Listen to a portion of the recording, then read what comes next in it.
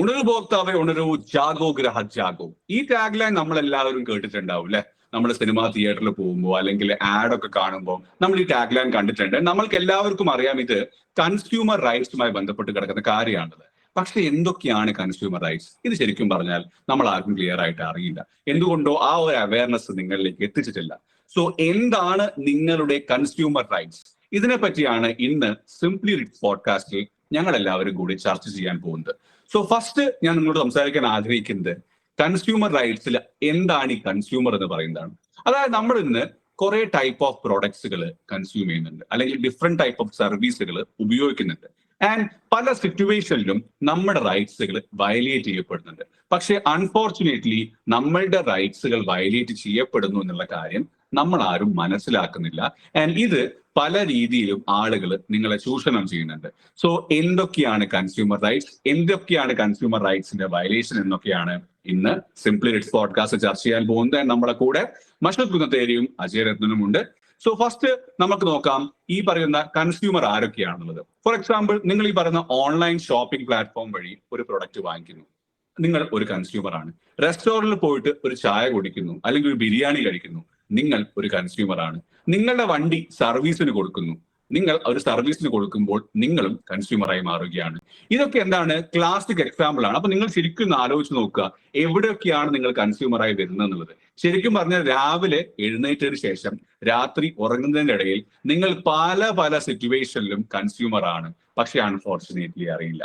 So consumer എന്ന് പറയുമ്പോൾ fundamental റൈറ്റ്സിന് ശേഷം എന്റെ പേഴ്സണൽ അഭിപ്രായ പ്രകാരം എല്ലാവരും അറിഞ്ഞിരിക്കേണ്ട ഒരു നിയമമാണ് കൺസ്യൂമർ റൈറ്റ്സ്. സോ അത് ഇന്ന് സിംപ്ലി റിച്ച് പോഡ്കാസ്റ്റിൽ ക്ലിയർ ആവുമെന്നാണ് വിശ്വസിക്കുന്നത്. സോ ആദ്യം നമുക്ക് എന്ത് ചെയ്യാം, കൺസ്യൂമർ പ്രൊട്ടക്ഷൻ ആക്ടിലേക്ക് പോവാം. കൺസ്യൂമർ പ്രൊട്ടക്ഷൻ ആക്ട് ഓഫ് 2019 പറ്റിയാണ്. അപ്പം Ajay, consumer protection act of 2019 പറ്റി അജയിന്റെ അഭിപ്രായം എന്താണ്? കൺസ്യൂമർ പ്രൊട്ടക്ഷൻ ഓഫ് 2019 അകത്ത് വന്നിരിക്കുന്നത് പുതിയ ഒരു ആക്ട് ആണ്. 1986 നമുക്ക് ഓൾറെഡി ഒരു ആക്ട് ഉണ്ടായിരുന്നു. പക്ഷെ അതിലുള്ള കുറച്ച് പോരായ്മകൾ കാരണം എന്ത് ചെയ്തു, 2019 കുറച്ചും കൂടി ബ്രോഡർ ആക്കിക്കൊണ്ട് ഈ ഒരു ആക്ട് വന്നിരിക്കുകയാണ്. സോ ഇതിൻ്റെ അകത്ത് തന്നെ കൃത്യമായിട്ട് തന്നെ കൺസ്യൂമറിന് വിവിധ തരത്തിലുള്ള റൈറ്റ്സ് ഉണ്ടെന്ന് പറയുന്നുണ്ട്. അതേപോലെ തന്നെ കൺസ്യൂമറിന് അത് എന്തെങ്കിലും സൊല്യൂഷൻ, എന്തൊക്കെ തരത്തിലുള്ള ഡിഫക്ട്സ് ആണ്, ഇവിടെ വിവിധ തരത്തിലുള്ള കൺസ്യൂമർ റൈറ്റ്സ് ഉണ്ട് എന്ന് അജയ് പറഞ്ഞു. മഷൂദ്, എന്തൊക്കെ ടൈപ്പ് ഓഫ് കൺസ്യൂമർ റൈറ്റ്സ് ആണ് ഈ പറഞ്ഞ കൺസ്യൂമർ പ്രൊട്ടക്ഷൻ ആക്ടിലുള്ളത്? അതില് ഇപ്പൊ നമ്മൾ നോക്കിക്കഴിഞ്ഞാൽ ഏറ്റവും ഇമ്പോർട്ടന്റ് ആയിട്ടുള്ള റൈറ്റ് എന്ന് പറയുന്നത് റൈറ്റ് ഇൻഫർമേഷൻ ആണ്. റൈറ്റ് ഇൻഫർമേഷൻ എന്ന് പറയുമ്പോൾ നമ്മളൊരു പ്രൊഡക്റ്റ് വാങ്ങി കഴിയുമ്പോൾ അതിൽ നമ്മൾ ബാക്കിൽ കാണുന്ന കുറെ കാര്യങ്ങളുണ്ടല്ലോ. ഉദ്ദേശിച്ചത് അതിന്റെ ക്വാണ്ടിറ്റി എന്താണ്, ക്വാളിറ്റി എന്താണ്, അതിന്റെ പ്യൂരിറ്റി എത്രത്തോളം ഉണ്ട്, സ്റ്റാൻഡേർഡ് ആൻഡ് പ്രൈസ് എത്രയുണ്ട്, ഇങ്ങനെയുള്ള കാര്യങ്ങളെല്ലാം അറിയാൻ വേണ്ടിയിട്ട് നിങ്ങൾക്ക് എന്താണ് റൈറ്റ് ഇൻഫർമേഷൻ എന്ന് പറഞ്ഞിട്ടുള്ള ഒരു റൈറ്റ് അവൈലബിൾ ആണ്. അതുപോലെ തന്നെ റൈറ്റ് ടു ചൂസ് എന്ന് പറയുന്നുണ്ട്. അതായത് നിങ്ങൾക്ക് വെറൈറ്റി ഓഫ് പ്രൊഡക്ട്സ് അവൈലബിൾ ആണ്. നിങ്ങൾ മാർക്കറ്റിൽ പോയി കഴിഞ്ഞാൽ ഒരു ടൂത്ത് പേസ്റ്റ് വാങ്ങാൻ പോവുകയാണെങ്കിൽ അവിടെ നിങ്ങൾക്ക് കോൾഗേറ്റ് ഉണ്ട്, ക്ലോസപ്പ് ഉണ്ട്, ഇനി വേറെ ഏതൊക്കെ ബ്രാൻഡ് ഉണ്ടോ അതെല്ലാം അവൈലബിൾ ആണ്. സോ അവിടെ എന്താണ്, അവിടെ നിങ്ങൾക്ക് റൈറ്റ് ടു ചൂസ് അവൈലബിൾ ആയിട്ടുണ്ട്. സോ അതും ഒരു കൺസ്യൂമറെ സംബന്ധിച്ചിടത്തോളം ഏറ്റവും ഇമ്പോർട്ടന്റ് ആയിട്ടുള്ള ഒന്നാണ്. അതുപോലെ തന്നെ റൈറ്റ് ടു സേഫ്റ്റി, നമ്മൾ ഉപയോഗിക്കുന്ന പ്രൊഡക്റ്റ് സേഫ്റ്റി ഉറപ്പാക്കുന്ന ഒന്നായിരിക്കണം എന്നുള്ള ഒരു കാര്യമുണ്ട്. അതുപോലെ തന്നെ റൈറ്റ് ടു ബി ഹേർഡ്, അത് എന്താണ് ഒരു കൺസ്യൂമറുടെ ഭാഗം കേൾക്കാനുള്ള ഒരു അവകാശത്തെ കുറിച്ച് പറയുന്നു. അതുപോലെ തന്നെ റൈറ്റ് ടു റിഡ്രസൽ, എന്തെങ്കിലും തരത്തിലുള്ള പ്രശ്നങ്ങൾ ഉണ്ടായി കഴിഞ്ഞാൽ നിങ്ങൾക്ക് കോടതിയെ സമീപിക്കാൻ. അതായത് നിങ്ങൾ ചിലപ്പോൾ നിങ്ങൾ ഉപയോഗിക്കുന്ന പ്രൊഡക്റ്റ് മൂലം ഉണ്ടായതാവാം, അല്ലെങ്കിൽ നമ്മൾ പറയാറുണ്ട് എന്താണ് അൺഫെയർ ട്രേഡ് പ്രാക്ടീസ്, അതുപോലെ തന്നെ നമ്മൾ ഉപയോഗിക്കുന്ന പ്രൊഡക്റ്റിന്റെ ഡിഫക്ട് കാരണം കോൺട്രാക്ട് ആക്ട് തന്നെ പറയുന്ന കുറെ ടേംസ് ഉണ്ട്. സോ ഇതെല്ലാം ത്രൂ ഉണ്ടാകുന്ന പ്രശ്നങ്ങളിലെല്ലാം റൈറ്റ് ടു റിഡ്രസൽ വരുന്നുണ്ട്. അതുപോലെ തന്നെ കൺസ്യൂമർ അവയർനെസ്സിനുള്ള ഒരു അവകാശം നിങ്ങൾക്ക് വരുന്നുണ്ട്. സോ ഇങ്ങനെ കുറെ കാര്യങ്ങൾ ഇതിനകത്ത് എന്താണ് അവകാശങ്ങളായിട്ട് പറയുന്നുണ്ട്. ആൻഡ് ഒരു പോയിന്റ് കൂടി ഞാൻ ഇതിന്റെ കൂടെ കൂട്ടിച്ചേർക്കാൻ ആഗ്രഹിക്കുന്ന ഒരു കാര്യമാണ് നേരത്തെ അജയേട്ടൻ പറഞ്ഞാല്. അതിലേറ്റവും ഇമ്പോർട്ടന്റ് ആയിട്ടുള്ള കാര്യം എന്ന് പറഞ്ഞു കഴിഞ്ഞാൽ ഈ 2019 ആക്ട് വരാനുണ്ടായിട്ടുള്ള ഒരു മേജർ റീസൺ എന്ന് പറയുന്നത് നമ്മള് ആ ഒരു അല്ലെങ്കിൽ ഈ ഒരു സമയം നോക്കിക്കഴിഞ്ഞാൽ ഏറ്റവും കൂടുതൽ ആളുകൾ ഓൺലൈൻ പർച്ചേസുകൾ അല്ലെങ്കിൽ ടെലിമാർക്കറ്റിംഗ് ത്രൂ അല്ലെങ്കിൽ മൾട്ടി ലെവൽ മാർക്കറ്റിംഗ് ത്രൂ വാങ്ങുന്ന കുറെ പ്രോഡക്ട്സ് വാങ്ങുന്ന ഒരു സമയമാണ്. സോ അത് നേരത്തെ 1986 ആക്ടിനകത്ത് കൂടുതലായിട്ട് ഡീൽ ചെയ്തിട്ടുണ്ടായിരുന്നില്ല. ഈവൻ ഓൺലൈൻ ത്രൂ പ്രൊഡക്റ്റ് വാങ്ങിയിരുന്ന ആളെ കൺസ്യൂമർ ഡെഫിനിഷൻ അകത്ത് പോലും ഉണ്ടായിരുന്ന ഒരു സാഹചര്യം ഉണ്ടായിരുന്നില്ല നേരത്തെ. ഇപ്പൊ 2019 ആക്ട് വന്നപ്പോൾ അതിനകത്തേക്ക് എന്താണ് നമ്മൾ പറഞ്ഞ മൾട്ടി ലെവൽ മാർക്കറ്റിംഗ് ആണെങ്കിലും ടെലിമാർക്കറ്റിംഗ് ത്രൂ ആണെങ്കിലും അതുപോലെ തന്നെ ഓൺലൈൻ ത്രൂ പ്രൊഡക്ട്സ് വാങ്ങുന്ന ആളുകളെല്ലാം അതിലേക്ക് കൊണ്ടുവന്നൊരു സാഹചര്യം കൂടി ഉണ്ടായിട്ടുണ്ട്. സോ അപ്പൊ ഈ ഒരു ഓൺലൈൻ എന്താണ് ഇ കൊമേഴ്സ് വെബ്സൈറ്റിന്റെ ഒക്കെ ആ ഒരു മെർജിങ് ഉണ്ടായത് കാരണമാണ് ഏറ്റവും ഇമ്പോർട്ടന്റ് ആയിട്ട് ആ ഒരു ആക്ട് മാറി വന്നിട്ടുള്ള എന്നുള്ള കാര്യം കൂടി നമ്മൾ മനസ്സിലാക്കേണ്ടതായിട്ടുണ്ട്. ശരിയാണ്. കാരണം ഈ ഓൺലൈൻ ഷോപ്പിംഗ് പ്ലാറ്റ്ഫോമുകളിൽ നിന്ന് എല്ലാവരും യൂസ് ചെയ്യുന്നുണ്ട്. ശരിക്കും പറഞ്ഞാൽ ഒരു കടയിൽ പോയി സാധനം വാങ്ങിക്കുന്നതിനേക്കാൾ കൂടുതൽ നമ്മൾ ഓൺലൈൻ ഷോപ്പിംഗ് പ്ലാറ്റ്ഫോം വഴിയാണ് വാങ്ങിക്കുന്നത്. അപ്പം അതിനെ ഒന്ന് കൺട്രോൾ ചെയ്യാൻ അവിടെ നമ്മുടെ കൺസ്യൂമർ റൈറ്റ്സ് വയലേറ്റ് ചെയ്യപ്പെടാതിരിക്കാൻ വേണ്ടിയിട്ട് കൂടിയാണ് കൺസ്യൂമർ റൈറ്റ്സിൽ ഈ മാരകമായ രീതിയിലുള്ള ചേഞ്ച് വന്നിട്ടുള്ളത്. അപ്പൊ നമ്മൾ അതിനെപ്പറ്റിയൊക്കെ സംസാരിക്കുന്നതിന് തൊട്ട് മുന്നേ നമ്മൾ 2-3 ഇമ്പോർട്ടന്റ് ടേംസിനെ പറ്റി ഡിസ്കസ് ചെയ്യേണ്ടതുണ്ട്. അതിൽ ഒന്ന് എന്ന് പറയുന്നത് മാനുഫാക്ചറിംഗ് ഡിഫക്ട് എന്താണ്, രണ്ടാമത് ഡെഫിഷ്യൻസി ഇൻ സർവീസ് എന്താണ്, മൂന്നാമത് അൺഫെയർ ട്രേഡ് പ്രാക്ടീസ് എന്താണ്.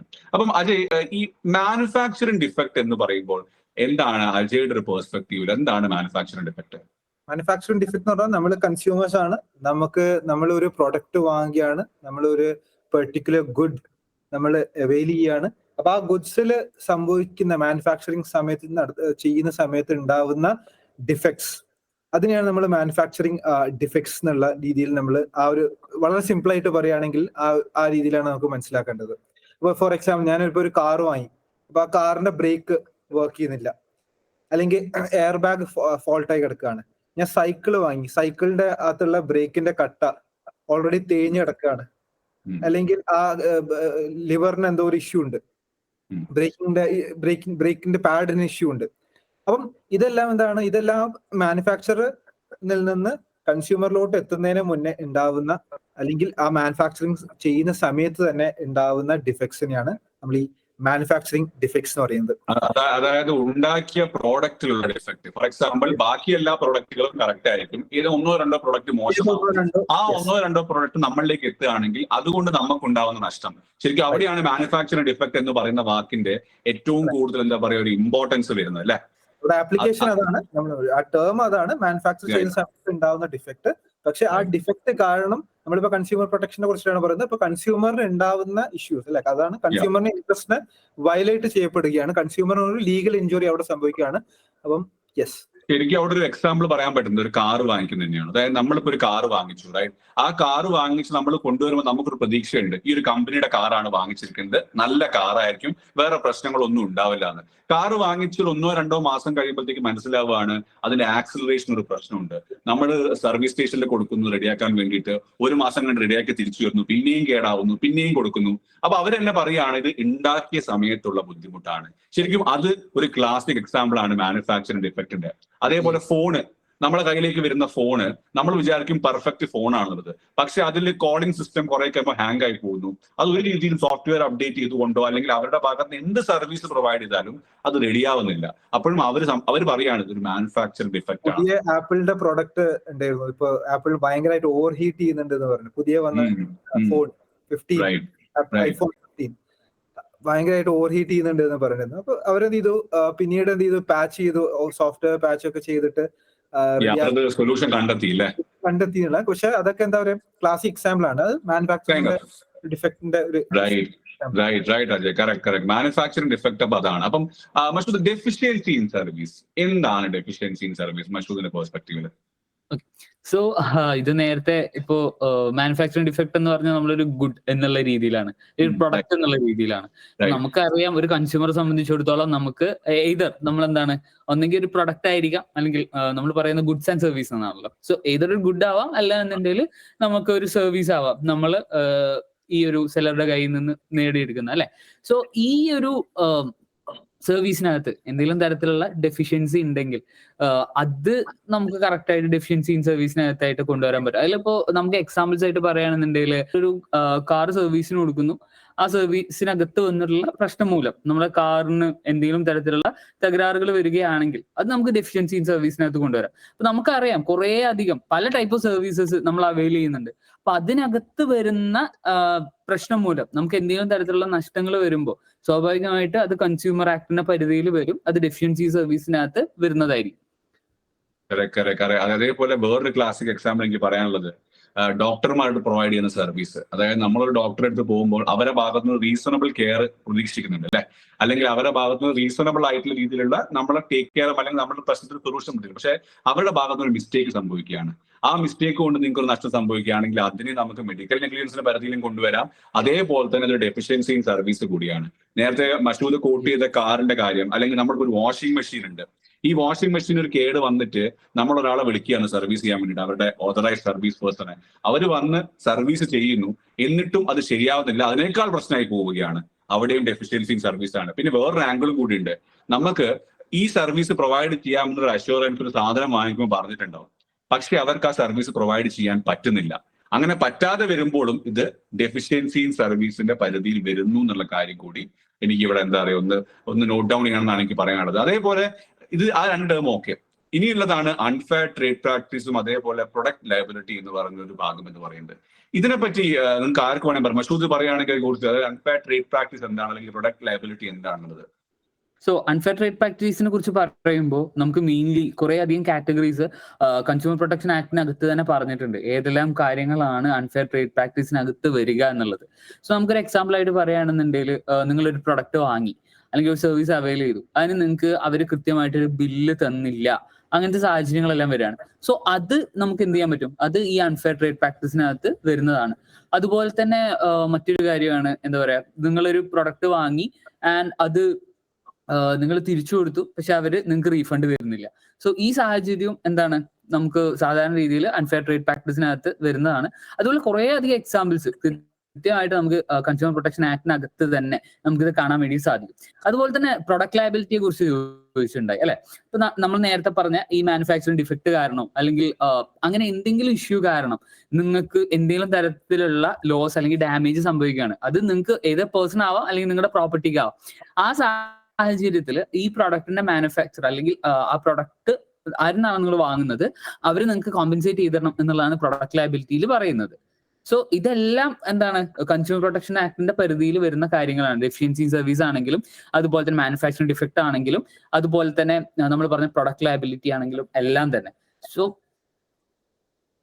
ഇതാണ് പറയുന്നത്.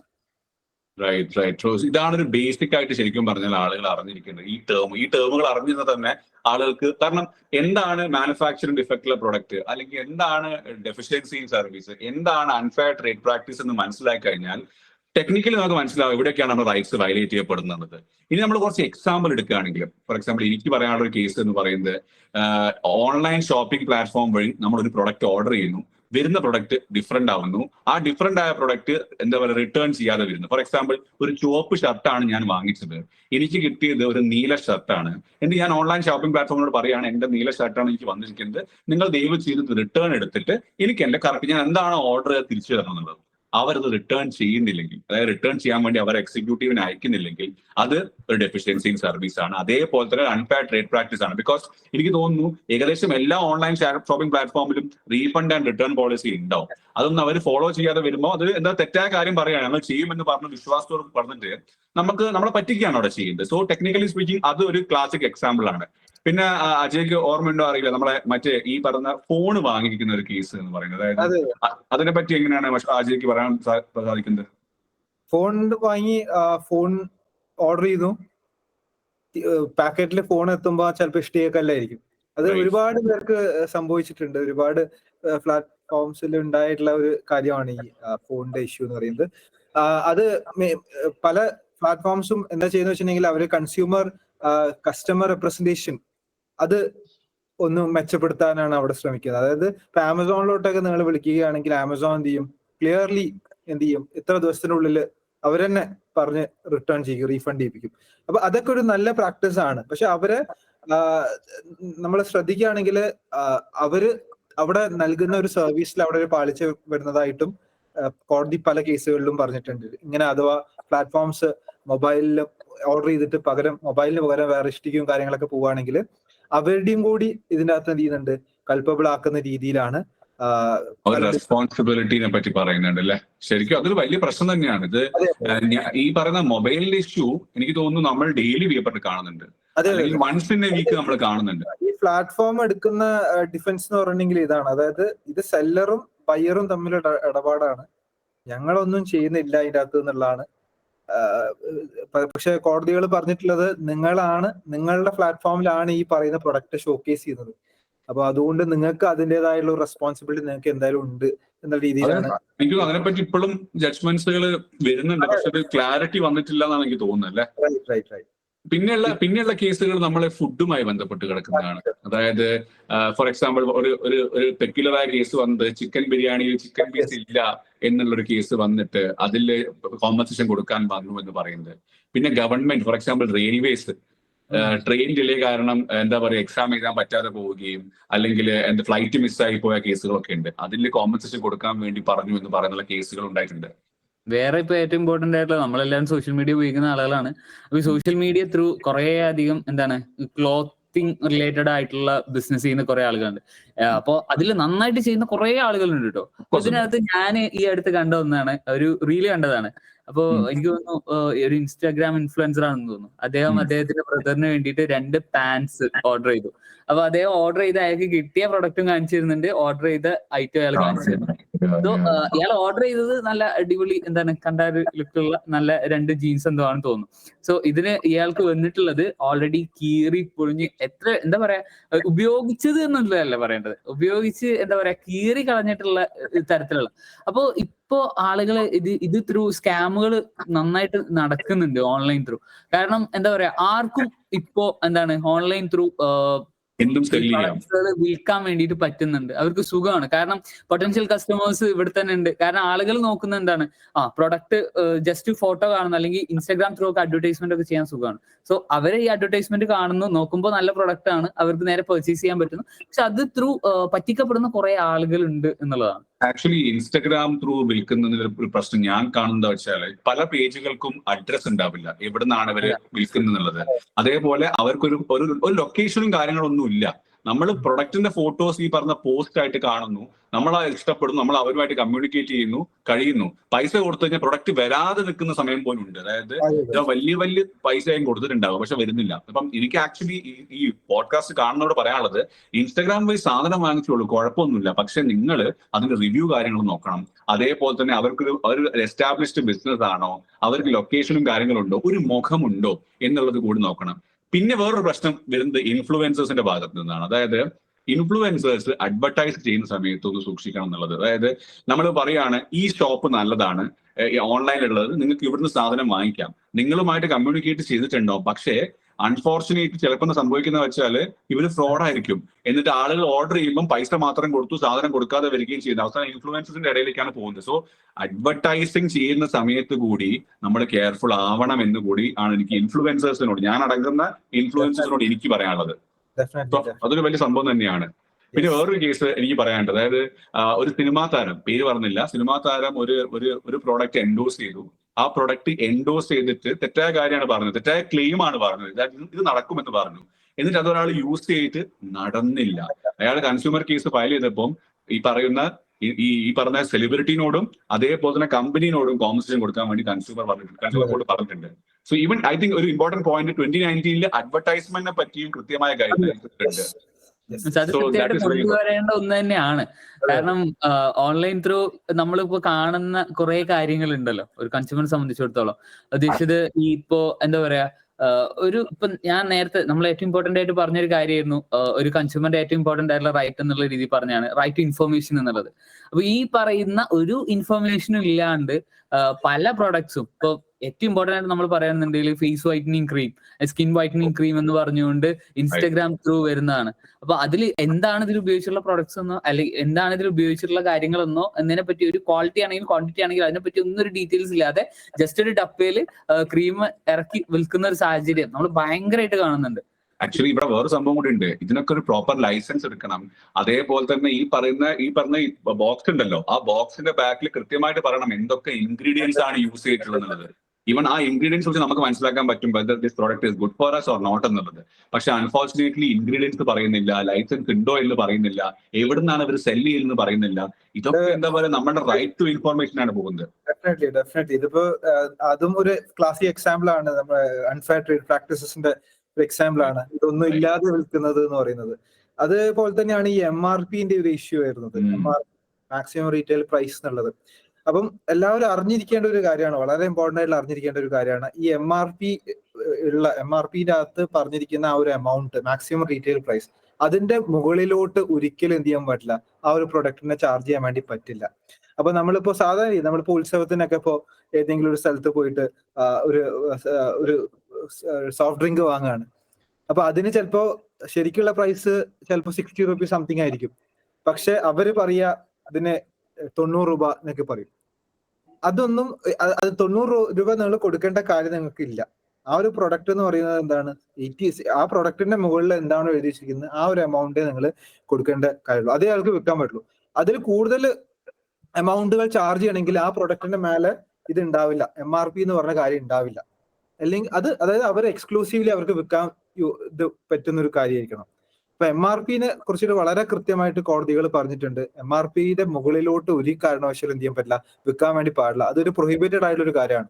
വിൽക്കുകയാണെങ്കിൽ അതൊരു ഒഫൻസ് ആണ്. എക്സാക്ട്ലി. വേറൊരു സംഭവം കൂടി ഉണ്ട്, നമ്മുടെ കേരളത്തിൽ എത്രത്തോളം ഉണ്ട് എനിക്കറിയില്ല. ബാക്കിയുള്ള സ്റ്റേറ്റുകളിൽ പോകുമ്പോൾ കൂളിംഗ് ചാർജ് എന്ന് പറഞ്ഞ സംഭവം ഉണ്ട്. അതായത് ഒരു സോഫ്റ്റ് ഡ്രിങ്കിന് 40-50 രൂപയാണെങ്കിൽ കൂളിംഗ് ചാർജ് കൂടി ചേർത്ത് ഇപ്പം ഫ്രിഡ്ജിൽ വെച്ചിട്ടുണ്ടെങ്കിൽ 55 രൂപ എന്നുള്ളത്. പല ആളുകളും വിചാരിച്ചിരിക്കുന്നത് കൂളിംഗ് ചാർജ് ലീഗലാണെന്നാണ്. കൂളിംഗ് ചാർജ് ലീഗലല്ല. അത് ലീഗൽ മെട്രോളജി ആക്ടിന്റെ വയലേഷൻ ആണ്. MRPയുടെ മുകളിൽ വിൽക്കാൻ പറ്റില്ല. ലീഗൽ മെട്രോളജി ഡിപ്പാർട്ട്മെന്റ് പരാതി കൊടുത്താൽ പ്രശ്നമാവും. അതേപോലെ വേറൊരു സാധനമുണ്ട്, ട്രാൻസ്പോർട്ടേഷൻ ചാർജ് എന്ന് പറഞ്ഞിട്ട് MRPയുടെ മുകളിൽ വെക്കുന്നത്. ഫോർ എക്സാമ്പിൾ ഒരു ഹില്ലി ഏരിയയിൽ നമ്മളിപ്പോ എനിക്ക് തോന്നുന്നു പല ഹില്ലി പ്ലേസസിലൊക്കെ ഒരു സാധനത്തിന് MRP 40 രൂപയാണെങ്കിൽ 50 രൂപയാണ് അവിടെ ചാർജ് ചെയ്യുന്നത്. അപ്പൊ അവർ പറയും അതെന്താണ്, ട്രാൻസ്പോർട്ടേഷൻ ചാർജ് ആണ്. അതും പക്ഷേ ഇവിടെ നമ്മൾ വേറൊരു കാര്യം കൂടി ശ്രദ്ധിക്കേണ്ടതായിട്ടുണ്ട്. അത് പലരും അധികം മനസ്സിലാക്കുന്നില്ല. അത് വിൽക്കാണ്ടിരിക്കാനുള്ള അധികാരം അവർക്കും ഉണ്ട്. സെല്ലർ പറയാ അത് ഒഫൻസ് ആണ്, ദാറ്റ് ഇസ് ഫോർ ഷുവർ. 60 റുപ്പീസിന്റെ ബോട്ടില് ഞാൻ 80 റുപ്പീസിന് വിൽക്കുകയാണ്. ഞാൻ പറയും ഇതിന്റെ വില 80 റുപ്പീസ് ആണ്. അപ്പം അവര് പറയുന്നു, കൺസ്യൂമർ ആയിട്ടുള്ള ഞാൻ പറഞ്ഞു ഇല്ല എനിക്ക് തരാൻ പറ്റില്ല, എനിക്ക് അത് കിട്ടിയേ തീരുള്ളൂ 60 രൂപയ്ക്ക് എന്ന് പറഞ്ഞു പോകുന്നതിൽ കാര്യമില്ല. അത് റൈറ്റ് സെല്ല് ചെയ്യണോന്നുള്ളത് അവരുടെ റൈറ്റ്. അങ്ങനെയൊക്കെ ഒരു പറയുകയാണെങ്കിൽ ലീഗൽ മെട്രോ ഡിപ്പാർട്ട്മെന്റ് കംപ്ലൈന്റ് കൊടുത്താൽ മതി. അവര് മറ്റേ വന്ന് നോക്കും, കംപ്ലൈന്റ് ആക്ഷൻ എടുക്കും, ഫൈൻ അടിക്കും. ഏറ്റവും സിമ്പിൾ ആയിട്ടുള്ള പരിപാടി ഇപ്പൊ ഞാൻ ഉത്സവത്തിന് ഞാനിപ്പോ ഇത് ശരിക്കും ഞാൻ നേരിട്ട ഒരു കാര്യമാണ്. ഞാൻ ഒരു ബീച്ച് സൈഡ് ആയിട്ട് പോയി, അത് കുറച്ച് ദൂരമുണ്ട്. ഈ പറയുന്ന സ്റ്റോറുകൾ, ശരിക്കുള്ള സ്റ്റോറുകൾ കുറച്ച് ദൂരമുണ്ട്. അപ്പൊ ഇവര് സ്റ്റോൾ ഇട്ടിരിക്കുകയാണ്. ഈ സ്റ്റോളിലാണ് ഈ MRPന്റെ മുകളിൽ വിൽക്കുന്നത്. അപ്പം അവര് പറഞ്ഞു ഇത്ര രൂപയാണ്. ഞാൻ നേരത്തെ പറഞ്ഞ 60ന്റെ MRPക്ക് ഉള്ള ഒരു സാധനം എന്ത് ചെയ്യുന്നത്, അവർ 80ക്കാണ് വിൽക്കുന്നത്. അപ്പൊ ഇത് അങ്ങനെയല്ലല്ലോ, 60 റുപ്പീസ് അല്ലേ MRP എന്ന് പറയുമ്പോൾ കുറെ ദൂരം ഉള്ളതുകൊണ്ടാണ്, അവിടെ നിന്നും കൂടെ എത്തിച്ചുകൊണ്ടാണ് അവർ ആ ട്രാൻസ്പോർട്ടേഷൻ ചാർജും കൂടി കൂട്ടിയിട്ട് അതിന്റെ MRPന്റെ മുകളിൽ ഇട്ടതാണ്. അപ്പം അവർക്ക് എന്താണ്, അവർ ആ ഒരു എമൗണ്ടിനെ വിൽക്കാൻ പറ്റുള്ളൂ എന്നുള്ള രീതിയിലാണ് പറയുന്നത്. പക്ഷെ നമ്മൾ തൊട്ടടുത്തൊരു പോലീസുകാരനുണ്ടായിരുന്നു, നല്ലൊരു പോലീസുകാരൻ. അദ്ദേഹത്തിനോട് പോയി പറഞ്ഞു ഇതാ ഇങ്ങനെ കാണിക്കുന്നത്. പോലീസുകാർ വന്ന് ചോദിച്ചു എന്താ അതെന്ന് ചോദിച്ചു. അങ്ങനെ അയാൾ 60 രൂപയ്ക്ക് തന്നെ ഞങ്ങൾക്ക് തരികയുണ്ടായി. അപ്പം ഇതെന്താണ്, ഇത് നമ്മൾ ശരിക്കും പറഞ്ഞാൽ ഒരു അവയർനെസ് എല്ലാവരിലോട്ടും ഉണ്ടാവണം കൃത്യമായിട്ട്. MRP എന്ന് പറഞ്ഞെങ്കിൽ നിങ്ങൾക്ക് അതിന് മേലെ പിന്നെ ഒരു പരിപാടി ചെയ്യാൻ പറ്റില്ല. അത് MRP മാക്സിമം റീറ്റെയിൽ പ്രൈസ് ആണ്. അത് ഇൻക്ലൂസീവ് ഓഫ് ടാക്സ് ആണ്. ഒരിക്കലും MRPന്റെ മുകളിലോട്ട് ടാക്സ് ഇടാൻ പറ്റില്ല. MRP ഇൻക്ലൂസീവ് ഓഫ് ടാക്സ് ആണ് ഈ ഒരു ചാർജ് ചെയ്യുന്ന സാധനം. എത്ര വേണമെങ്കിൽ ഡിസ്കൗണ്ട് നിങ്ങൾക്ക് എത്ര വേണമെങ്കിലും ചെയ്യാം, കുറയ്ക്കാം. MRPന്റെ താഴോട്ട് എത്ര വേണമെങ്കിലും പോവാം, പ്രശ്നമൊന്നുമില്ല. ഈവൻ നിങ്ങൾക്ക് ലോസിലും വെക്കാം, അതൊക്കെ നിങ്ങളെ കൺസേൺ ആണ്. പക്ഷെ MRP മുകളിലോട്ട് ഒരു കാരണവശാലും എന്ത് ചെയ്യാൻ പറ്റില്ല, ചാർജ് ചെയ്യാൻ വേണ്ടിയിട്ട് പറ്റില്ല. അത് ഈ അടുത്ത് നമ്മുടെ ആമസോണിന്റെ അകത്ത് ഒരു പ്രോഡക്റ്റ്, ഒരു ബുക്ക് സെല് ചെയ്തിട്ടുണ്ട് ഒരാള്. ആമസോണിന്റെ അകത്ത് കഴിച്ചിരിക്കുന്ന പ്രൈസ്, ആ ഒരു ബുക്കിന്റെ പ്രൈസ്, അതായത് ആമസോണിന്റെ അകത്ത് ഒരു 1000 റുപ്പീസ് സംതിങ് കാണിച്ചു. ബുക്കിന്റെ മുകളിൽ, ബുക്ക് വീട്ടിലെത്തിയപ്പോ ബുക്കിന്റെ മുകളിൽ MRP കാണിച്ചിരിക്കുന്നത് 735 സംതിങ് ആണ്. അപ്പൊ അവിടെ എക്സസീവ് ആയിട്ട് ആ ചാർജ് ചെയ്തിരിക്കുന്നത് MRPനെക്കാട്ടും. അപ്പൊ കോടതി കൃത്യമായിട്ട് പറഞ്ഞു MRPന്റെ മുകളിലോട്ട് ചാർജ് ചെയ്യുന്നത് ആ ആക്ടിന്റെ വയലേഷൻ ആണ്. സോ കോമ്പൻസേഷൻ കൊടുക്കണം എന്ന് പറഞ്ഞു. അങ്ങനെയാണ് ഉണ്ടായത്. അത് ഈവൻ സർവീസ് പ്രൊവൈഡർ ആയ ആമസോണിനും എന്ത് ചെയ്തിട്ടുണ്ട്, അവര് ആക്കിയിട്ടുണ്ട്. എനിക്ക് ഒരു സംശയമാണ്. ഇപ്പൊ നേരത്തെ കൂളിംഗ് ചാർജ് ഒക്കെ പറഞ്ഞപ്പോൾ ഉണ്ടായ ഒരു സംശയമാണ്. ഇപ്പൊ ഒരു റെസ്റ്റോറന്റിൽ നമ്മൾ പോയി, അപ്പൊ നമുക്കറിയാം ഇപ്പൊ ഉള്ള മിക്കവാറും റെസ്റ്റോറന്റിൽ നോൺ AC ഉണ്ടാവും, AC ഉണ്ടാവും. ഞാൻ AC ഇരുന്നു കൊണ്ട് ഒരു ഫുഡ് ഓർഡർ ചെയ്യുമ്പോൾ വേറെ പ്രൈസും, നോൺ AC ഇതേ ഭക്ഷണം കഴിക്കുമ്പോൾ വേറെ പ്രൈസും ആണെങ്കിൽ അത് ഇതേപോലെ വരില്ലേ? അത് ഈ പ്രൈസിന്റെ മുകളിൽ, ഈ ഫുഡിന്റെ മുകളിൽ MRP ഒരു ഇഷ്യൂ ആണ്. നമ്മളിപ്പോ ബിരിയാണി എന്ന് പറയുമ്പോൾ ഒരു പ്രൈസ് അവിടെ എഴുതിയിട്ടുണ്ടാവും, പക്ഷെ അത് MRP ആണെന്ന് നമുക്ക് പറയാൻ പറ്റില്ല. അവരെന്താ പറയാ, AC പോകുമ്പോൾ സർവീസ് വേറെയാണ്. അപ്പൊ സർവീസിന്റെ മുകളിൽ ചാർജ് ആയിട്ടാണ് അത് വരുന്നത് എന്ന രീതിയിലാണ് അവർ അതിനെ എന്ത് ചെയ്യുക, കോമ്പൻസേറ്റ് ചെയ്യുക. പിന്നെ അതുമായി ബന്ധപ്പെട്ട് ഐ ഡോണ്ട് തിങ്ക് കൺസ്യൂമർ ഒരു കേസോ കാര്യങ്ങളോ പോയിട്ടുണ്ടെന്നുള്ളത്. അതിപ്പോ നോൺ എ സി ആവുന്ന ഒരു സർവീസ് ആണ്, ഒരു എക്സ്ട്രാ സർവീസ് ആണ് നിങ്ങൾക്ക് പ്രൊവൈഡ് ചെയ്യുന്നത്. അപ്പൊ ആ എക്സ്ട്രാ സർവീസിനുള്ള ഒരു ചാർജ് ആണ് എന്റെ അഭിപ്രായ പ്രകാരം ഇത് സംഭവിക്കുന്നതാണ്. ഫുഡ് ഐറ്റംസിന്റെ മേലെ ഈ ഫുഡ് എന്ന് പറഞ്ഞാൽ പാക്കേജിൽ അല്ലാത്ത ഫുഡ് ഐറ്റംസിന്റെ അകത്ത് MRP എന്ന് പറയാൻ പറ്റില്ല. അത് അവര് കൊടുക്കുന്ന ഒരു സർവീസിന്റെ ഭാഗമായിട്ടുള്ള ഒരു സാധനമാണ്. അതിപ്പോ ഫോർ എക്സാമ്പിൾ നമുക്ക് ഒരു ഹോട്ടലിൽ നിന്ന് കഴിക്കാം, ഒരു 5 സ്റ്റാർ ഹോട്ടലിൽ നിന്ന് കഴിക്കുന്നത് രണ്ടും ബിരിയാണി ആയിരിക്കും കഴിക്കുന്നത്, വില രണ്ടും വ്യത്യാസമായിരിക്കും. ഒരു ചായ ഹോട്ടലിലാകുമ്പോഴാണ് ഞാൻ ചോദിച്ചത്. വേറൊരു എക്സാമ്പിൾ, ചായ ഞാൻ ഇവിടെ ഇപ്പൊ തൊട്ടടുത്ത് നാരായണന്റെ ചായക്കട, അവിടെ 10 രൂപയുള്ളൂ ചായക്ക്.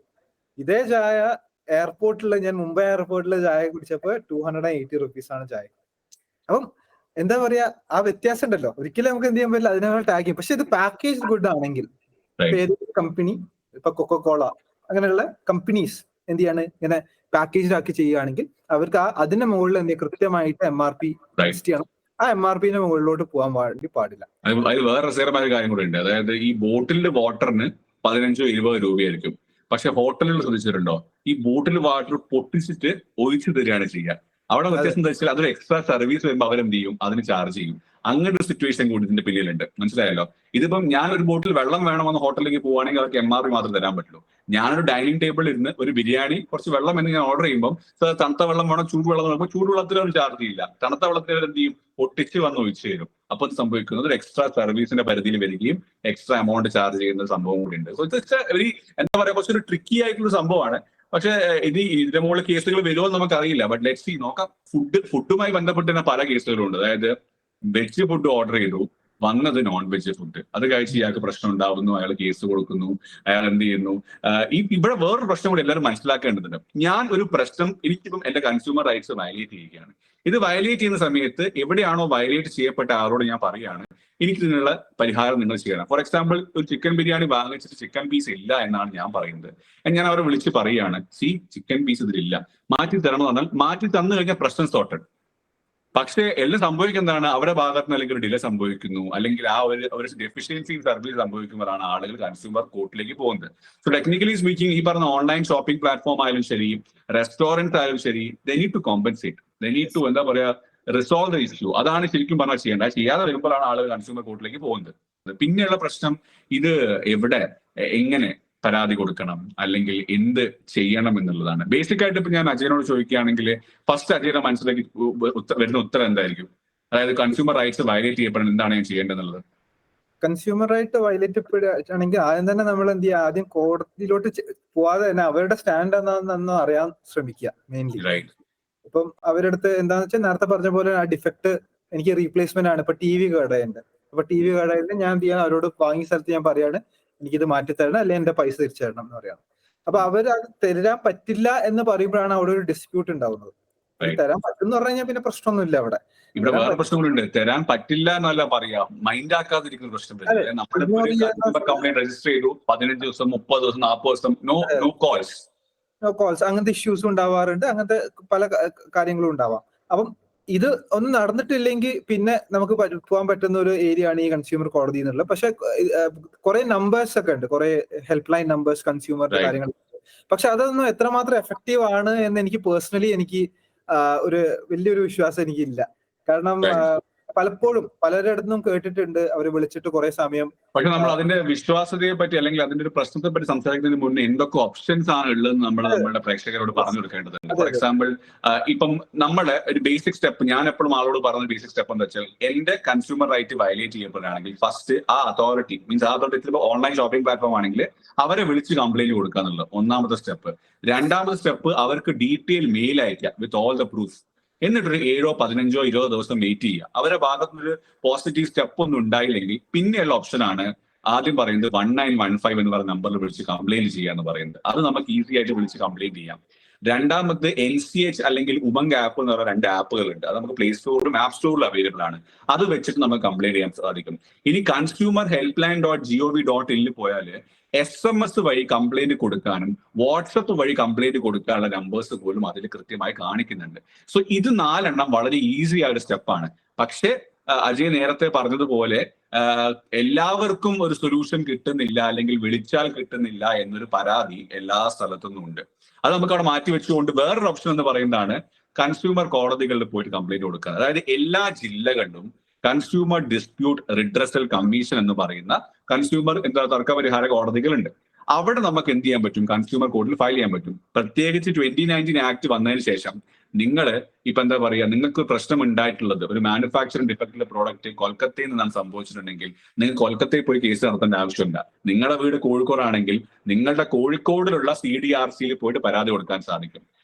അതിനോരോ എന്താ പറയാ ഒരു ഇതുണ്ട്, അതായത് 1 കോടി വരെ ഇത്രയാണ് അങ്ങനെയുള്ള. അപ്പം CDRC ഉണ്ട്, SCDRC ഉണ്ട്, നാഷണൽ കമ്മീഷൻ ഉണ്ട്. അപ്പൊ നമുക്ക് പരാതി കൊടുക്കാനുള്ള കുറെ ഓപ്ഷൻസ് ഉണ്ട്. പക്ഷെ അവിടെയും ഒരു പ്രശ്നം വരുന്നത് എന്താ വെച്ചാല് സമയമെടുക്കുന്നു എന്നൊരു പരാതി ഉണ്ട്. ശരിക്കും ആ ഒരു പരാതിക്കുള്ള ഒരു പരിഹാരം എന്താണ്? നിങ്ങളുടെ ഒരു അഭിപ്രായം എന്താ അതിനെപ്പറ്റി?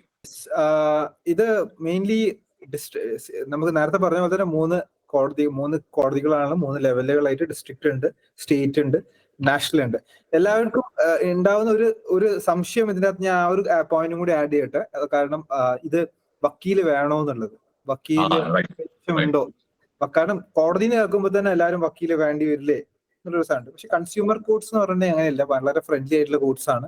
അവിടെ ട്രൈബ്യൂണലാണ്, അതൊരു കമ്മീഷനാണ്. അതായത് നിങ്ങൾക്ക് പോയിട്ട് എന്ത് ചെയ്യാം, നിങ്ങളുടെ പരാതി അവിടെ ബോധ്യപ്പെടുത്താം. അത് കംപ്ലൈന്റ് ആണ്, നിങ്ങൾ കംപ്ലൈന്റ് ആണ് കൊടുക്കുന്നത്. അത് കൃത്യമായിട്ട് വേണ്ട കാര്യങ്ങൾ എന്ന് പറഞ്ഞാൽ ഇവിടെ പലപ്പോഴും നീണ്ടു പോകാനുള്ള കാര്യം എന്ന് വെച്ചിട്ടുണ്ടെങ്കിൽ പ്രോപ്പർ ആയിട്ടുള്ള എവിഡൻസും കാര്യങ്ങളും കറക്റ്റ് ആയിട്ട് കളക്ട് ചെയ്യാത്തതിന്റെ ഒരു പ്രശ്നമാണ്. അപ്പോൾ എപ്പോഴും ഞാൻ ഒരു ഗുഡ് പ്രാക്ടീസ് എന്നുള്ള രീതിയിൽ പറയുകയാണ്, നമ്മളിപ്പോൾ ഓൺലൈനിൽ എന്തെങ്കിലുമൊക്കെ സാധനങ്ങൾ ഓർഡർ ചെയ്യുകയാണെങ്കിൽ എപ്പോഴും എല്ലായിടത്തും ചെയ്യേണ്ട ഒരു കാര്യം എന്ന് വെച്ചിട്ടുണ്ടെങ്കിൽ നിങ്ങൾ എന്ത് ചെയ്യുക, മൊബൈൽ ഫോൺ എടുക്കുക, വീഡിയോ ഓൺ ആക്കുക, എന്നിട്ട് എന്ത് ചെയ്യുക, നിങ്ങളൊരു അൺബോക്സിങ് നിങ്ങൾ എടുത്തു വെക്കുന്നത് വളരെ നന്നാവും. കാരണം ഇത് എനിക്ക് അതായത് ആ വീഡിയോ അവിടെ സിഗ്നിഫൈ ചെയ്യുന്ന എത്രയേ ഉള്ളൂ. അതായത് എനിക്ക് ഈ പറയുന്ന പ്ലാറ്റ്ഫോമിൽ നിന്ന് ഈ ഒരു പാക്കേജ് വന്നു, ഞാൻ ഓർഡർ ചെയ്ത സാധനം ഇതാണ് എന്നുള്ള ഓൾറെഡി ഡീറ്റെയിൽസ് നിങ്ങളതിൽ ഓൾറെഡി ഉണ്ട്, അത് അവിടെ വെക്കട്ടെ. എനിക്കിനി വന്നു സാധനം, ഞാൻ പേയ്മെന്റ് നടത്തിയതിന്റെയും ഡീറ്റെയിൽസ് എന്തായാലും നമ്മൾ ഇപ്പോൾ ഓൺലൈൻ പേയ്മെന്റ് ആണെങ്കിൽ ഓൺലൈൻ പേയ്മെന്റ് സാധനം ഉണ്ടാവും. അത് പിന്നെ അതാണ് വേറെ കാര്യം പറയാനുള്ളത്. ഓൺലൈൻ പേയ്മെന്റ് നടത്തുകയാണെങ്കിൽ അതൊരു എവിഡൻസ് ആണ്. ഓൺലൈൻ നടത്തിയില്ല, ക്യാഷ് ഓൺ ഡെലിവറിനെ കാട്ടും കുറച്ചും കൂടി നല്ല ബാങ്ക് ത്രൂ പേയ്മെന്റ് നടത്തുന്നത് തന്നെയാണ്. അത് വേറെ തന്നെ ഒരു ഇഷ്യൂ ആണ്. അതായത് ഓൺലൈൻ പേയ്മെന്റ്സ് നടത്തുന്നതിനെ പറ്റി, കാരണം പലർക്കും പേടിയുള്ള ഒരു ഓൺലൈൻ പേയ്മെന്റ് നടത്തുന്നത്. പലരും COD ഡിപ്പെൻഡ് ചെയ്യുന്ന ആൾക്കാരും ഉണ്ട്. അത് വേറെ തന്നെ, അത് വേറെ ഒരു ചർച്ചയ്ക്കുള്ള ഇതാണ്. അപ്പം അത് റെക്കോർഡ് ചെയ്യുക, ദെൻ ഈ പറയുന്ന വീഡിയോ എടുക്കുക. അപ്പൊ ഇതാകുമ്പോൾ ഇതൊക്കെ എന്താ ചെയ്യുന്ന വെച്ചിട്ടുണ്ടെങ്കിൽ, നിങ്ങൾ ഈ പാക്കറ്റ് പൊളിക്കുമ്പോൾ ഇതിനകത്ത് മൊബൈലിന് പകരം ഇഷ്ടികയൊക്കെ ആണെങ്കിൽ തന്നെ നിങ്ങൾ അവിടെ വെച്ചതല്ല. കാരണം അവിടുന്ന് വരാൻ പോകുന്ന ചിലപ്പോൾ ഡിഫൻസുകൾ അതൊക്കെ ആയിരിക്കും, നിങ്ങൾ ഇതാക്കിയതാണ്, അങ്ങനെയാണ് ഇങ്ങനെയാണെന്നൊക്കെ പറഞ്ഞില്ല. അപ്പൊ പ്രോപ്പർ ആയിട്ട് വീഡിയോ എടുക്കുക. അപ്പൊ നിങ്ങളുടെ കയ്യിലുള്ള എല്ലാ എവിഡൻസുകളും കൃത്യമായിട്ട് ഉണ്ടെങ്കിൽ ഇത് അത്ര കാലമൊന്നും എടുക്കൂല. നിങ്ങളുടെ ഭാഗത്ത് ആ ഒരു കറക്റ്റ് ആയിട്ടുള്ള ആ ഒരു ശരി ഉണ്ടെങ്കിൽ ഇത് അത്ര കാലം ഒന്നും വെള്ളിഞ്ഞ് നീണ്ടൊന്നും പോകില്ല. നേരത്തെ പറഞ്ഞ പോലെ തന്നെ കൺസ്യൂമർ കോടതികൾ ഇപ്പൊ വളരെയധികം ഫ്രണ്ട്ലി ആയിക്കൊണ്ടിരിക്കുകയാണ്. കൺസ്യൂമറിന്റെ ഇൻട്രസ്റ്റിനെ പ്രൊട്ടക്ട് ചെയ്യുന്ന രീതികളിലാണ് പല രീതികളിലുള്ള ജഡ്ജ്മെന്റ്സും വരുന്നുള്ളത്. വളരെയധികം പ്രൊമോട്ട് ചെയ്യുന്ന ജഡ്ജ്മെന്റ്സ് ആണ് ഇപ്പം നമുക്ക് കാണാൻ കഴിയുന്നത്. ഇപ്പൊ അതിന്റെ വേറൊരു എക്സാമ്പിളുമാണ് ഞാൻ പറയുന്നത്. ഈ പേപ്പർ ബാഗ് കാര്യം പറയുന്നുണ്ടായിരുന്നു. അതായത് ഈ നമ്മളിപ്പോ ഒരു സ്ഥലത്ത് പോയിട്ട് നമ്മൾ സാധനം വാങ്ങി ഷോപ്പിംഗ് ഒക്കെ ചെയ്ത് ഞാൻ കുറച്ച് ഡ്രസ്സ് വാങ്ങി. അപ്പൊ ഡ്രസ്സ് വാങ്ങിയിട്ടുണ്ടെങ്കിൽ സാധാരണ രീതിയിൽ പണ്ടൊക്കെ എന്തായിരുന്നു ചെയ്യുന്നത് വെച്ചിട്ടുണ്ടെങ്കിൽ അവരെന്ത് ചെയ്യും കവറിന്റെ ക്ലോത്ത് ബാഗ് ആ രീതിയിൽ ചെയ്തിട്ട് അവർ ചാർജും ചെയ്യും. നമുക്ക് എക്സ്ട്രാ ഒരു 15 രൂപ 20 രൂപ ചാർജ് ചെയ്യും. അവരുടെ അഡ്വർടൈസ്മെന്റും ഉണ്ടാവും ആ കവറിന്റെ അകത്ത്. അപ്പം അത് ഒരു അൺഫെയർ ട്രേഡ് പ്രാക്ടീസ് ആണ് എന്നുള്ള രീതിയിലാണ് കോടതികൾ പറഞ്ഞിരിക്കുന്നത്. അപ്പൊ അവർ ചാർജ് ചെയ്യുകയാണെങ്കിൽ നിങ്ങളുടെ അഡ്വർടൈസ്മെന്റ് അവിടെ ഉണ്ടാവരുത്. ചാർജ് ചെയ്യാണ്ട് നിങ്ങൾക്ക് എന്ത് ചെയ്യാം, അഡ്വർടൈസ്മെന്റ്സ് കാണിക്കാം, പ്രശ്നമൊന്നുമില്ല. പക്ഷെ അഥവാ നിങ്ങൾ അഡീഷണൽ ആയിട്ട് ചാർജ് ചെയ്യുകയാണെങ്കിൽ അഡ്വർടൈസ്മെന്റ്സ് ഉണ്ടാവാൻ പാടില്ല എന്ന രീതി. അപ്പൊ ഇത് എന്താ കാണിക്കുന്നത്, നമ്മൾ കൺസ്യൂമറിന്റെ ഇൻട്രസ്റ്റുകളെ പ്രൊട്ടക്ട് ചെയ്യുന്ന രീതിയിലുള്ള പല ജഡ്ജ്മെന്റ്സും ആണ്, കൺസ്യൂമർ ഇൻട്രസ്റ്റിനെ പ്രൊമോട്ട് ചെയ്യുന്ന ജഡ്ജ്മെന്റ്സ് ആണ് ഇപ്പം വന്നുകൊണ്ടിരിക്കുന്നത്. ഈ ഡിലേ സംഭവിക്കുന്നു, അതിനൊക്കെ ഉള്ളത് എന്തൊരു കാരണം എന്താണ്? ആ ഒരു ഇപ്പം കൺസ്യൂമർ കോർട്ടിലെ ഡിലേനെ പറ്റി അജയ് ക്ലിയർ ചെയ്തു. നമ്മൾ ഈ ഫോണിലൊക്കെ 1915 അല്ലെങ്കിൽ ഈ പറഞ്ഞ നമ്പറിലേക്ക് വിളിച്ചു പോകുമ്പോൾ എല്ലാവർക്കും കിട്ടുന്നില്ല, അല്ലെങ്കിൽ ഫോളോ അപ്പ് ഉണ്ടാവുന്നില്ല എന്നുള്ളൊരു പരാതി വരുന്നത്. അപ്പൊ അതിനൊരു കാരണം ശരിക്കും എന്തായിരിക്കും? ഒന്നാമത്തെ ഏറ്റവും ഇമ്പോർട്ടന്റ് ആയിട്ടുള്ള റീസൺ നമ്മൾ മനസ്സിലാക്കേണ്ടത്, ഇന്ത്യ എന്ന് പറയുന്നത് വലിയൊരു രാജ്യമാണ്. ഏറ്റവും ഇപ്പോ പോപ്പുലേഷന്റെ കേസിൽ ഏറ്റവും കൂടുതൽ ജനങ്ങളുള്ള രാജ്യമാണ് അല്ലെ. അപ്പോ പോരാത്തതിന് ഇന്നത്തെ സാഹചര്യത്തിൽ നമ്മുടെ പെർച്ചേസിങ് കപ്പാസിറ്റി കുറച്ചുകൂടി കൂടുതലാണ്. നമ്മൾ നന്നായിട്ട് പെർച്ചേസ് ചെയ്യുന്നുണ്ട്, പഴയ പോലെ ഒന്നും അല്ല. കാരണം ഇപ്പൊ ഓൺലൈൻ ത്രൂ ആണെങ്കിലും എന്താ പറയാ, പണ്ട് ഇപ്പോ നമ്മളൊരു ഓൺലൈൻ കാലത്തിന് മുൻപാണെന്നുണ്ടെങ്കിൽ നമ്മൾ ഡ്രസ്സ് എടുക്കുന്ന കാര്യത്തിലൊക്കെ നോക്കിക്കഴിഞ്ഞാൽ നമുക്ക് തന്നെ മനസ്സിലാക്കാൻ പറ്റും. വളരെ കുറച്ച് ഡ്രസ്സ് എടുത്തിരുന്ന സമയത്ത് ഇപ്പൊ നമ്മൾ അങ്ങനെയല്ല, നമ്മൾ കുറെ അധികം പർച്ചേസ് ചെയ്യുന്നുണ്ട്. കാരണം നമ്മുടെ വിരൽത്തുമ്പിൽ എല്ലാം അവൈലബിൾ ആണ് അല്ലെ. ഇപ്പൊ ഫുഡ് വാങ്ങണമെന്നുണ്ടെങ്കിൽ സൊമാറ്റോ, സ്വിഗ്ഗി, അതേപോലെ തന്നെ നിങ്ങൾക്ക് ഡ്രസ്സ് ഓർഡർ ചെയ്യണമെന്നുണ്ടെങ്കിൽ മിന്ത്ര എടുക്കണമെങ്കിൽ അത് എടുക്കുക. ഇനി എന്താ പറയാ, ആമസോൺ തുറന്നു കഴിഞ്ഞാൽ എന്തും അവൈലബിൾ ആണ്, നിങ്ങൾക്ക് എന്തും ഓർഡർ ചെയ്യാം. അങ്ങനെയാണ്. അപ്പൊ നമ്മൾ നന്നായിട്ട് പർച്ചേസ് ചെയ്യുന്നുണ്ട്. സ്വാഭാവികമായിട്ട് അതിനനുസരിച്ച് തന്നെ കേസുകളും നന്നായിട്ട് വരുന്നുണ്ട് എന്ന കാര്യം നമ്മൾ ആദ്യം മനസ്സിലാക്കണം. അപ്പൊ അങ്ങനെ വരുമ്പോ എന്താ പറയാ, ആ ഒരു മെക്കാനിസം അല്ലെങ്കിൽ ആ ഒരു സിസ്റ്റം കുറച്ചുകൂടി ഒന്ന് ഉഷാറാക്കേണ്ടതായിട്ടുണ്ട് എന്നുള്ള കാര്യം നമ്മൾ മനസ്സിലാക്കണം. കാരണം ഇന്ത്യയെ പോലെ ഒരു വലിയ രാജ്യമാണ്, ഇത്രയധികം കേസുകൾ വരുമ്പോൾ അത് ഡീൽ ചെയ്യാനുള്ള ആളുകളുടെ കുറവായിരിക്കാം ചിലപ്പോ ഇതിന്റെ റീസൺ എന്ന് പറയുന്നത്. നമ്മൾ ഇത്രയും വലിയൊരു സിസ്റ്റമാണ്, അല്ലെങ്കിൽ ഇത്രയധികം കേസുകൾ വരാനുള്ള സാധ്യത ഉണ്ടെന്ന് മനസ്സിലാക്കിക്കൊണ്ട് അതിനെ എക്യുപ്പ് ചെയ്യേണ്ടതായിട്ടുണ്ട്. പിന്നെ നമ്മൾ നോക്കുമ്പോൾ എന്താ പറയാ, ഈ കേസിന്റെ സിറ്റുവേഷൻ തന്നെയാണ്. പിന്നെ അതിൽ നമ്മൾ ഏറ്റവും ഇമ്പോർട്ടന്റ് ആയിട്ട് നോക്കേണ്ട ഒരു കാര്യം എന്ന് പറഞ്ഞാൽ 2019 പുതിയ ആക്ട് വന്നപ്പോ അതിൽ അവർ കൊണ്ടുവന്നിട്ടുള്ള പുതിയൊരു മെക്കാനിസം, അല്ലെങ്കിൽ നമ്മളിപ്പോ മിക്കവാറും എല്ലാ കേസുകളിലും കാണുന്ന ഒന്ന് തന്നെയാണ് ഈ ADR മെക്കാനിസം എന്ന് പറയുന്നത്. അത് കൺസ്യൂമർ ഡിസ്പ്യൂട്ട്സിലേക്ക് കൂടി ഇൻട്രൊഡ്യൂസ് ചെയ്തിട്ടുള്ള ഒരു സിറ്റുവേഷൻ നമുക്ക് കാണാൻ വേണ്ടി പറ്റും. മീഡിയേഷൻ പോസിബിൾ ആണ് എന്ന് പറയുന്നുണ്ട്. ഇപ്പൊ ഏതൊക്കെ കേസുകളിൽ മീഡിയേഷൻ പോസിബിൾ ആണോ അതിനെല്ലാം മീഡിയേഷൻ ത്രൂ റിസോൾവ് ചെയ്യാം എന്ന് പറയുന്നുണ്ട് ആക്ട്. ഇപ്പോ അത് തന്നെ എന്താ പറയാ, കേസുകൾ പെട്ടെന്ന് തീർക്കാനുള്ള ഒരു സാഹചര്യം ആക്ട് തന്നെ തുറന്നു വെക്കുകയാണ്. ഇപ്പൊ അത് നല്ലൊരു എന്താ പറയാ, ഒരു പോയിന്റ് ആയിട്ട് നമുക്ക് കാണാൻ വേണ്ടി പറ്റും. കാരണം ഇപ്പോ കൺസ്യൂമർ പ്രൊട്ടക്ഷൻ ആക്ട് എടുത്തു കഴിഞ്ഞാൽ കൂടുതലും കൺസ്യൂമേഴ്സിന് വേണ്ടിയിട്ട് തന്നെയുള്ള ആക്ടാണ്. ആ രീതിയിലാണ് മുഴുവനായിട്ട് മാറിക്കൊണ്ടിരിക്കുന്നത് ആ സിറ്റുവേഷൻ. ഇപ്പൊ നമ്മൾ പുതിയതായിട്ട് വന്നിട്ടുള്ള ജഡ്ജ്മെന്റ്സ് ഒക്കെ നോക്കിക്കഴിഞ്ഞാൽ ആ രീതിയിലാണ് കാണാൻ വേണ്ടി സാധിക്കുക. കൺസ്യൂമർ സെൻട്രിക് തന്നെയാണ്, ഭയങ്കരമായിട്ട് കൺസ്യൂമർ ഫ്രണ്ട്ലി ആണ്. ടെക്നിക്കലി സ്പീക്കിംഗ് ഒരു മാറ്റം സംഭവിക്കുന്നുണ്ട്. ഓരോ കൺസ്യൂമർ കോർട്ടില് ഒരു വ്യക്തി കേസ് ഫയൽ ചെയ്യുമ്പോൾ ടെക്നോളജീന്റെ ഒരു പങ്കും കൂടി അതിനകത്തുണ്ട്. കൂടുതൽ ആൾക്കാരെ പറഞ്ഞ കുറെ ഇൻഫ്ലുവൻസേഴ്സ്, ഇപ്പൊ ലോയർ ബ്രോ തന്നെ ഇപ്പൊ കുറെ കൺസ്യൂമറിന്റെ കുറെ വീഡിയോസ് ചെയ്തിട്ടുണ്ട്. അപ്പം ഇൻഫ്ലുവൻസേഴ്സ് കാരണം അതേപോലെ തന്നെ ഈ പല പ്രോഗ്രാംസിലൂടെയും എന്ത് ചെയ്യുന്നത്, കൺസ്യൂമേഴ്സ് അവെയർ ആയിക്കൊണ്ടിരിക്കുകയാണ്. അതനുസരിച്ചിട്ട് എന്ത് ചെയ്യുന്നുണ്ട്, ആളുകള് കംപ്ലൈന്റ്സും കാര്യങ്ങളൊക്കെ പോകുന്നുണ്ട്. ഡെഫിനറ്റ്ലി കൺസ്യൂമേഴ്സ് എന്ത് ചെയ്യണം, നല്ല വിജിലന്റ് ആയിരിക്കണം. ഒരു അവയർനെസ് ഉണ്ട്, അവർക്ക് റൈറ്റ്സിനെ പറ്റിയുള്ള നല്ലൊരു ബോധം ഉണ്ടാവണം. കാരണം എന്നാൽ മാത്രമേ നമുക്ക് നല്ല ബിസിനസ്സുകൾ ഉണ്ടാവുള്ളൂ, നല്ല രീതികളിൽ പറ്റിക്കപ്പെടാതെ എന്ത് ചെയ്യുന്നുള്ളൂ, ആളുകൾക്ക് നല്ല സർവീസും നല്ല ഗുഡ്സും ഉണ്ടാവുള്ളൂ. അപ്പൊ ഇത് നമ്മൾ അൾട്ടിമേറ്റ്ലി നമ്മളുടെ ആ ഒരു രാജ്യത്ത് തന്നെയാണ് ഒരു എത്തിക്കൽ അല്ലെങ്കിൽ ഒരു ഫെയർ ആയിട്ടുള്ള ഒരു ബിസിനസ് വന്നു കഴിഞ്ഞാൽ തന്നെ പല പ്രശ്നങ്ങളും സോർട്ട് ഔട്ട് ആവും. ആളെ പറ്റിക്കണ്ട പറ്റിച്ചാൽ പ്രശ്നം ഉണ്ടാകും എന്നൊരു പേടി ഉണ്ടാവുന്നത് വളരെയധികം നല്ലതാണ്. ഈ കൺസ്യൂമർ കംപ്ലൈന്റിനെ തന്നെ ഞാൻ കൺസിഡർ ചെയ്യുന്നത് അതൊരു സോഷ്യൽ ആയിട്ടുള്ള ഒരു കോസ്റ്റ് ആയിട്ട് തന്നെയാണ്. ഡെഫിനറ്റ്ലി ഒരു കൺസ്യൂമർ കംപ്ലൈന്റ് കൊടുക്കുകയാണ്, പിന്നെ ആ ഒരു ബിസിനസ് എന്ത് ചെയ്യില്ല, ഒന്ന് ആലോചിക്കും പിന്നെയും ഇതേ ഒരു പരിപാടിയിലോട്ട് പോകുമ്പോൾ. ആ ബിസിനസ് മാത്രമല്ല, സിമിലർ ബിസിനസ് മറ്റുള്ള ആളുകൾ ആലോചിക്കും. ഡെഫിനറ്റ്ലി. അപ്പം അതൊരു ഒരു ചില്ലറ ഡിറ്ററന്റ് എഫക്ട് ഒന്നല്ല ഉണ്ടാക്കുന്നത്. കോമ്പൻസേഷൻ എന്ന് പറഞ്ഞാൽ വലിയ കോമ്പൻസേഷൻസ് ആണ് ചാർജ് ചെയ്യുന്നത്. ചെറിയൊരു കാര്യത്തിനാണെങ്കിൽ പോലും ഞാൻ ഇപ്പൊ നേരത്തെ പറഞ്ഞ പോലെ ഈ ഒരു ക്ലോത്തിന്റെ കാര്യം, പേപ്പർ ബാഗുകള് ചാർജ് ചെയ്തപ്പം 7 രൂപ റീഫണ്ട് ചെയ്യാനും പറഞ്ഞു. 7 രൂപയാണ് ചാർജ് ചെയ്തത്. 7 രൂപ റീഫണ്ട് ചെയ്യാനും പറഞ്ഞു. അതിന്റെ കൂടെ തന്നെ 3000 രൂപ എന്ത് ചെയ്തു, അവർക്ക് കോമ്പൻസേഷൻ ആയിട്ട് കൊടുക്കാനും പറഞ്ഞു. അത് മെന്റൽ ആഗണി എന്നുള്ള രീതിയിൽ. അപ്പം അതാണ്, അത് ചെറിയൊരു എമൗണ്ട് ആണ്. അത് 7 രൂപ അഡീഷണൽ ചാർജ് ചെയ്തത് തന്നെ അതൊരു എന്താ പറയുക, ഡിഫക്റ്റീവ് പ്രാക്ടീസ് ആയിട്ടാണ് കൺസിഡർ. അതിന്റെ സീരിയസ്നെസ്സോട് കൂടിയാണ് അത്രയും. ഇതിലെ എമൗണ്ടിന്റെ സംഭവം മാത്രമല്ല, ആ ജഡ്ജ്മെന്റ് എല്ലാ മീഡിയയിലും വരുന്നു, ആ കമ്പനിയുടെ പേര് എല്ലാവരും കാണുന്നു, അത് അവരെ ഗുഡ്വില്ലിനെ തന്നെ ബാധിക്കുന്നുണ്ട്. സോ അത് ബാധിക്കുമെന്ന് മനസ്സിലാക്കുമ്പോൾ അവരെന്ത് ചെയ്യും, ഈ പറയുന്ന പരിപാടികൾ നിർത്തും. അവരുടെ കോമ്പറ്റീറ്റേഴ്സ് ഈ പരിപാടി നിർത്തും. അവരെ പോലെ ബിസിനസ് നടത്താൻ ആഗ്രഹിക്കുന്ന ആൾക്കാർ എന്ത് ചെയ്യും, ആ പരിപാടി നിർത്തും. സോ ഒരു വലിയൊരു ചേഞ്ച് അല്ലേ. അതൊരു ലെവൽ പ്ലേയിങ് ഫീൽഡും കൂടിയാണ്.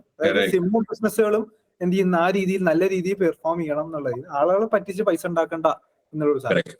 കറക്റ്റ്. സോ അപ്പം ഇതാണ് നമ്മൾ ഇന്നത്തെ കൺസ്യൂമർ റൈറ്റ്സുമായി ബന്ധപ്പെട്ട് കിടക്കുന്ന നമ്മുടെ ഈ സിംപ്ലി റൈറ്റ്സ് പോഡ്കാസ്റ്റ് നിങ്ങളോട് പറയാൻ ഉദ്ദേശിച്ചത്. അതായത് നിങ്ങൾ എല്ലാവരും നിങ്ങളുടെ കൺസ്യൂമർ റൈറ്റ്സിനെ പറ്റി അവെയർ ആയിരിക്കുക. ആൻഡ് നിങ്ങളുടെ കൺസ്യൂമർ റൈറ്റ്സ് എവിടെയൊക്കെ വയലേറ്റ് ചെയ്യപ്പെടുന്നു നിങ്ങൾക്ക് ആക്ഷൻ എടുക്കാം. നിങ്ങൾക്ക് ആക്ഷൻ എടുക്കാൻ വേണ്ടിയിട്ട് നിങ്ങളുടെ മുന്നിൽ പല ഓപ്ഷൻസും ഉണ്ട്. യെസ്, നമ്മുടെ രാജ്യത്തിന്റെ സിസ്റ്റത്തിന്റെ കുറച്ച് പരിമിതികളുമുണ്ട്, കുറച്ച് ബുദ്ധിമുട്ടുകളുണ്ട്. പക്ഷേ വി ഹോപ്പ് ദാറ്റ് ആ പറയുന്ന പരിമിതികളൊക്കെ മാറി ഒരു ഫുള്ളി എസ്റ്റാബ്ലിഷ്ഡ് മെക്കാനിസം ആയി വരുമ്പോൾ നമ്മൾ എല്ലാവരും റിയാക്ട് ചെയ്യുമ്പോൾ നമ്മൾ ഈ സൊസൈറ്റിയിൽ ഭയങ്കരമായ രീതിയിലുള്ള മാറ്റങ്ങളാണ് സൃഷ്ടിക്കുന്നത്. ആൻഡ് കൺസ്യൂമർ റൈറ്റ്സ് സേഫ് ആയി കിടക്കുമ്പോൾ തന്നെ ബിസിനസ്സുകളും ഒന്ന് ക്ലിയർ ആവും. ബിസിനസ്സുകൾ ഒന്ന് ക്ലിയർ ചെയ്യുമ്പോൾ മാർക്കറ്റ് ഒന്നുകൂടി ഉഷാറാവും. ആൻഡ് അറ്റ് ദി എൻഡ് നമ്മുടെ രാജ്യത്തിന്റെ പ്രോസ്പെരിറ്റി തന്നെ വളരെ വലിയ രീതിയിൽ എഫക്ട് ചെയ്ത ഒരു സംഭവമാണ്. സോ കൺസ്യൂമർ റൈറ്റ്സിനെ പറ്റി എല്ലാവരും അവെയർ ആയിരിക്കുക. നമ്മളൊന്ന് കുറെ കാര്യങ്ങൾ സിംപ്ലി റൈറ്റ്സ് പോഡ്കാസ്റ്റ് വഴി പഠിച്ചു കഴിഞ്ഞിരിക്കുകയാണ്. ആൻഡ് ഇനിയും നമ്മൾ പല വിഷയങ്ങളെ പറ്റിയുമായിട്ട് നിങ്ങളുടെ മുന്നിലേക്ക് വരും. കൺസ്യൂമർ റൈറ്റ്സ് മാത്രമല്ല, നമ്മുടെ ഡെയിലി ലൈഫിൽ നടക്കുന്ന പല സംഭവങ്ങളെ പറ്റിയും പല കറണ്ട് അഫയേഴ്സ് ആയ കാര്യങ്ങളെ പറ്റിയൊക്കെ നമ്മളുടെ വരാൻ പോകുന്ന പോഡ്കാസ്റ്റുകളിൽ നമ്മൾ എന്തായാലും ചർച്ച ചെയ്യും. സോ അതുകൊണ്ട് എനിക്ക് നിങ്ങളോട് പറയാനുള്ളത്, സിംപ്ലി റൈറ്റ്സ് പോഡ്കാസ്റ്റ് നിങ്ങൾ ഈ പറഞ്ഞ നമ്മുടെ പേജ് എന്തായാലും സബ്സ്ക്രൈബ് ചെയ്യണം. നോട്ടിഫിക്കേഷൻ ഒക്കെ കറക്റ്റ് ആയിട്ട് വരുമ്പോൾ ബെല്ലൈക്കൺ കാര്യങ്ങളൊക്കെ ക്ലിക്ക് ചെയ്യണം, ലൈക്ക് അടിക്കണം. അതേപോലെ തന്നെ എല്ലാവർക്കും ഇത് ഷെയർ ചെയ്യണമെന്ന് കൂടിയാണ് സിംപ്ലി റൈറ്റ്സ് പോഡ്കാസ്റ്റിൽ നിങ്ങളുടെ സ്വന്തം ലോയർ ബ്രോയോട് പറയാനുള്ളത്. സോ എല്ലാവർക്കും ഒരു നല്ല ദിവസം നേർന്നുകൊണ്ട് നമ്മുടെ സിംപ്ലി റൈറ്റ്സ് പോഡ്കാസ്റ്റ് ഇവിടെ അവസാനിപ്പിക്കുകയാണ്. Thank you so much and have A good day.